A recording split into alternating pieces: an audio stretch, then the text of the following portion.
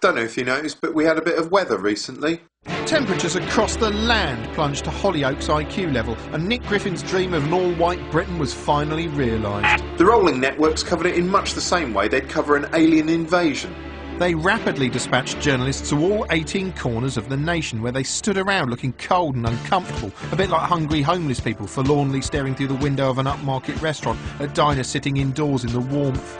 You could be forgiven for thinking that snow was a brand new, never-before-seen phenomenon. Sky helpfully explained where it came from for the benefit of dimbo-dumbos. To have snow, the layers of the atmosphere below cloud level must be cold enough to keep the flakes from melting.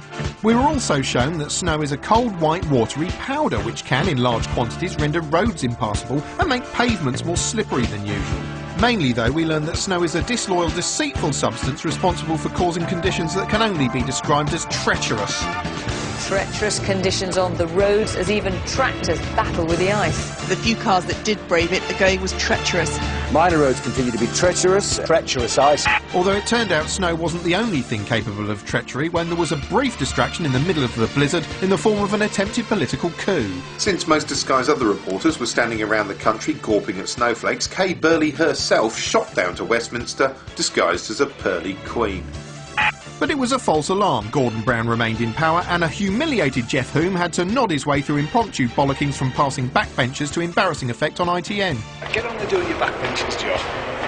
Okay. Good. Having shot to the top of the news agenda, the coup quickly shrank back down.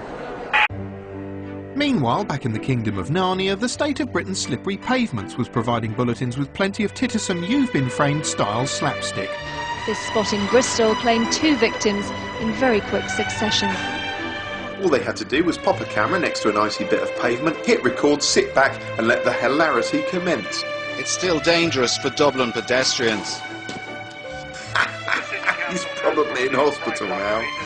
Slippery pavements were a huge concern for many journalists as they pandered to some of the moaniest people in Britain. The pavement should be gritted like the roads.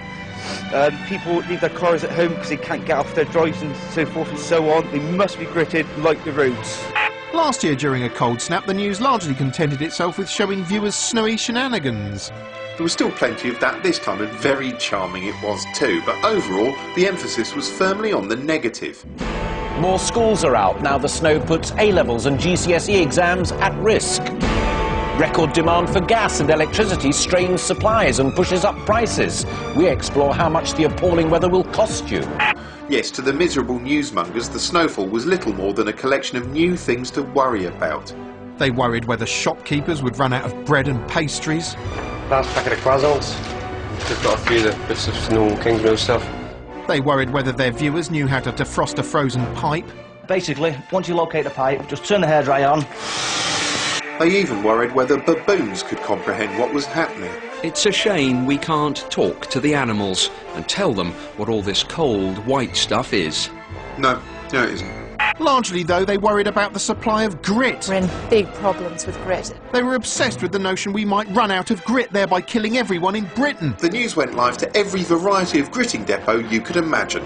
There were boring gritting depots, dull gritting depots, tedious gritting depots, underwhelming gritting depots, undermanned gritting depots, manned gritting depots, indoor gritting depots, outdoor gritting depots, murky gritting depots, sexy gritting depots. Everywhere you looked, the news was taking it up the gritter. No wonder they lost all sense of perspective. With more snow and ice forecast, is Britain sliding toward chaos?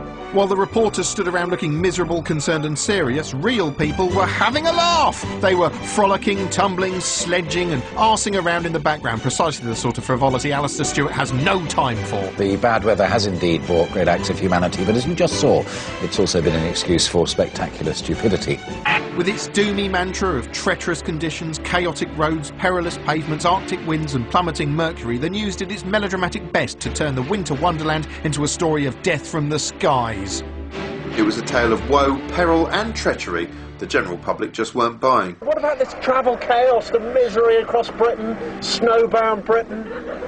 Doesn't matter, does it?